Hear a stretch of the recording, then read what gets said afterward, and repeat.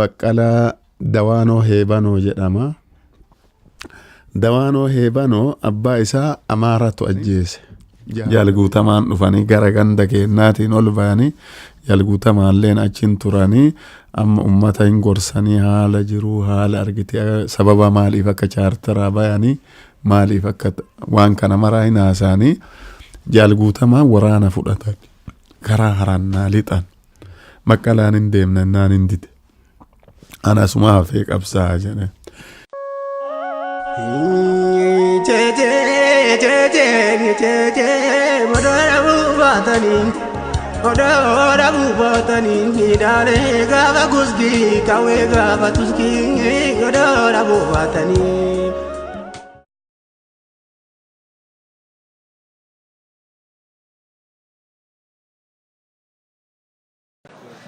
Duraan dursa carraa kanaaf hedduu galatoomaa jedhaa koree waan kana qindeessee fi gaaffiin kiyya muummicha ministeeraa Dr.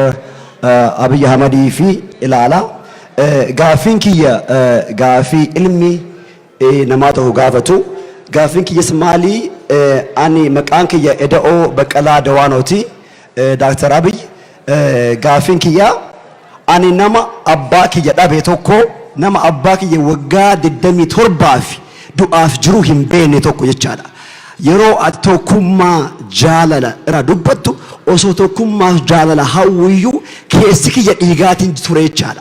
Kanaafuyyuu abbaa kiyya isa waggaa 27 guutuu dhabame kana ka du'aa jiruu hin beekne kana akkam gooteetiin du'aa jiruu isaa mardoo natti himuu dandeetta. Ani ilma abbaa dhabee ilma abbaa kiyya hoo du'ee isaa beekee booyee fi kadhee akka irra darbuuf to build a closure maal naa goota abbaan kiyya haga dhabame waggaa 27 du'aa jiruu isaa hin beeku maatiin kiyya gaddaan jira jaalala barbaada.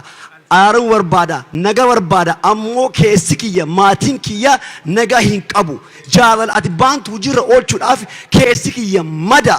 Kanaafuyyuu abbaa kiyya isa dhabamee achi bu'e hoo jiraate nattimi hoo du'ellee firrii booyee fi araarama waaqaa ka gaafatu carraa nuu kenni. Saba Oromoo afatti si gaafadha abbaan kiyya hoo jiraate naa himi hoo du'e ammoo akka boonneetiin ilmi kamiyyuu gaafa du'u namni ma du'a ammoo maatiin kadhatee fi waaqaan araaramaafi. Kanaafuyyuu abbaan kiyya lama dhabe maatii ofii dhabeellee araara waaqarraa dhabe rabbittiin si kadhe muummicha kiyya furmaata kana naa kenni. I just want to have a peace with my own conscience. Maatiin kiyya ummata wasi gaafataa jira furmaata naa kenni. Kun ammoo caalmatti xalayaa waajjira keetiif barreessuu deemaa hoo eeyyama kee ta'e akka si gargaaruuf jecha dalageeti keetitti xalayaa an barreessee siif hubannaa kennu siif kaleessa eeyyama kee ta'e hedduu ulfaadhu.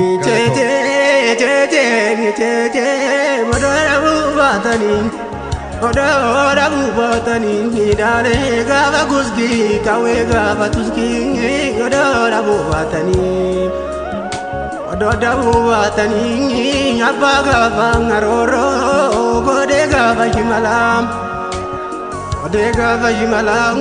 magaga yu gova jarsuma oda bubatani ala gava konko.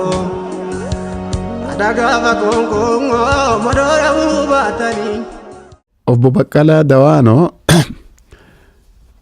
inni dhaloota isaatitti nama naannoo Dannabaatitti dhalatee aanaa Dodolaa ganda qotee bulaa Dannaba jedhamu achi dhalatee Baqqalaa Dawaanoo Heebanoo jedhama.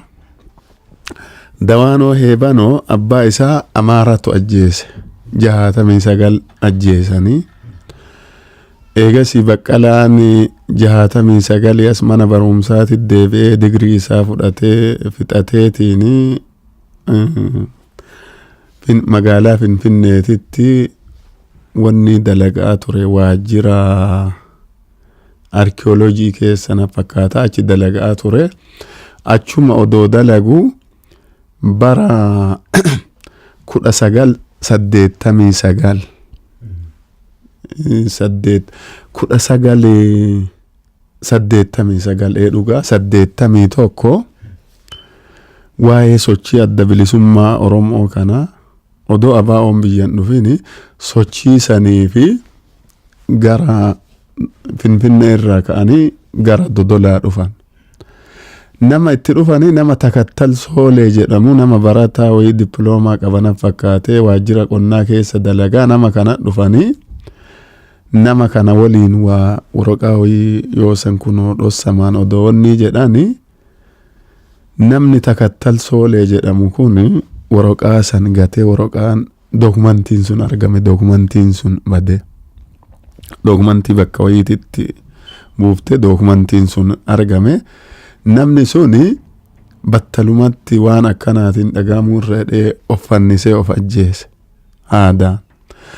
Baqqalaan illee qabuuf kamarsanii dheessee dhokatee jalaa badee gara Finfinneetti deebi'e.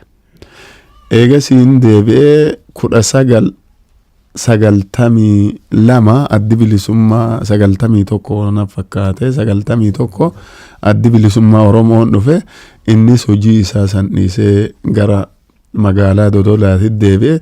Magaalaa Dodolaatti deebi'ee namoota naannoo numaraa dubbisee nama maraa gurmeessuu jalqabe. Osoo kormi jiru nyaalamii koo osoo kormi jiru dibicha wallaanu osoo kormi jiru dibicha wallaanu osoo waliin galee abbaleeyyan koo osoo waliin galee alamii koo osoo walii galee malagaanu naanu diinilee nunnaanu.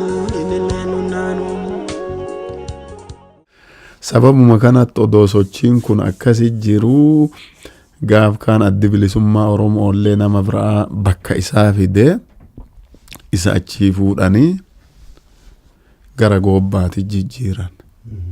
Isa naannoo Dodolaati.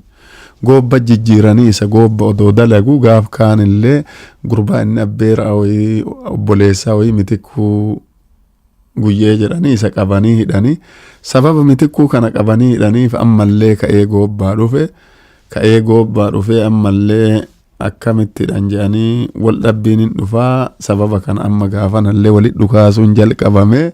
Sa'a galgalamu akkanii geennu jarree helikoptarii 4 gara 2 waraana fiddee Dodola jissite agasinnu jalaa gara baddaa oliin baafanne.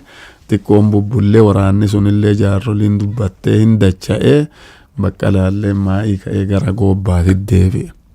Goobbaatti deebi'ee odoma Goobba jiru nullee achuma Dodolaafne nama gariillee hidhanii nama Irbooliyyii jedhamu amma Ameerikaa jira isaaf nama tokko kabiraallee gara Wursootitti hidhanii warra yoosan sochiisan godhe jecha sababa san Baqqalaan Goobba odoo jiru. Gaaf kaan chaartaraa ba'uun dhufe chaartaraa hin bayanii Baqqalaalleen hin dhufe jaalguutamaalleen hin dhufanii gara ganda keennaatiin ol bayanii jaalguutamaalleen achiin turanii amma ummata hin gorsanii haala jiru haala argitee sababa maaliif akka chaartaraa bayanii maaliif akka waan kana maraa hin haasaanii jaalguutamaan waraana fudhatan karaa harannaa lixan Baqqalaan hin deemnannaan hin dide. Anasuma hafee qabsaa jedhe.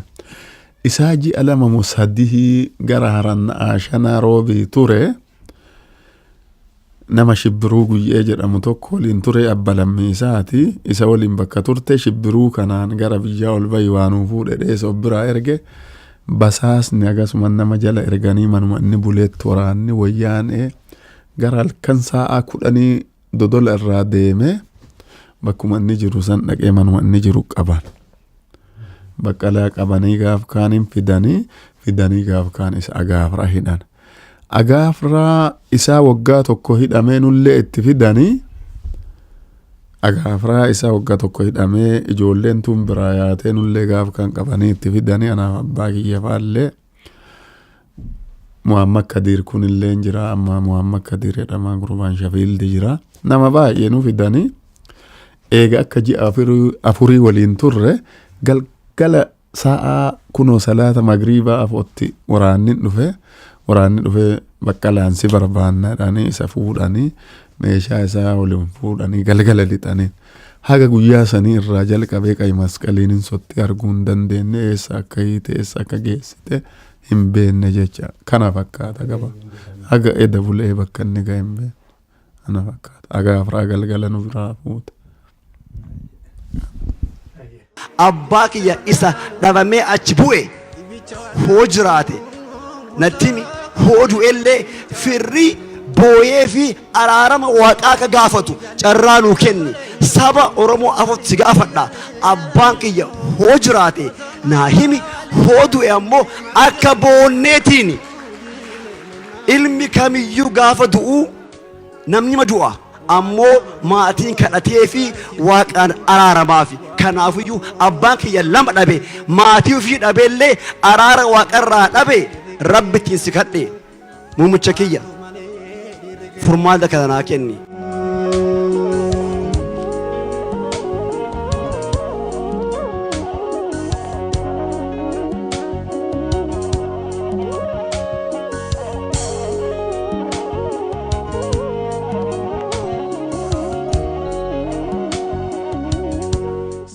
Edoo Baqqalaa kaase gaaffii kee deebisuu koo duratti waan laphee keessa dhukkubsaa jiru sun akkuma keetti abbaan kee sun kan kee duwwaa osoo hin ta'in kan hunda keenyaa waan ta'eef sadarkaa sanitti akka natti dhaga'amu garuu kan Baqqalaa duwwaa osoo hin ta'in nadhii gammadaa jettaa qabsaa'onni Oromoo baay'ee akka bahan afanii jiru garafamanii jiru hidhamanii jiru biyyaas baay'een ba'ee eessa akka jiru hin beekamu ati immoo dhuftee barbaaddee akka dhabdees dhagaheen jira haa ta'u malee I feel your pain abbaa waan ta'eef kan hubachuu qabdu garuu Oromummaa keessatti abbaan kan si dhalche duwwaa osoo hin ta'in Oromoon si guddisee abbaadha. Maatii keessa akka jirtu yaadu ammas odeeffannoo bu'uura gargaaru qabaattee jennaan waliin barbaanne akkuma ati jette gochuudhaaf qophaa'aa ta'uu koo akka bartu gaaffii kee deebisuu koo caalaatti garuu hagamsi dhukkuba akka jiru akka nu badhu dhukkubni kee sun immoo fayyuu akka danda'uuf hunda caala rabbitti kennuun akka caalu sitti himuu barbaada.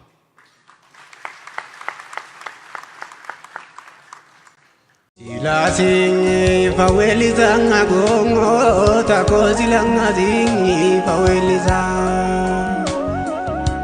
Yeruma siyada denge kongo karajil bingi bingi nademsiza Agabsanga karaduranga yongo gubamalenge murani marga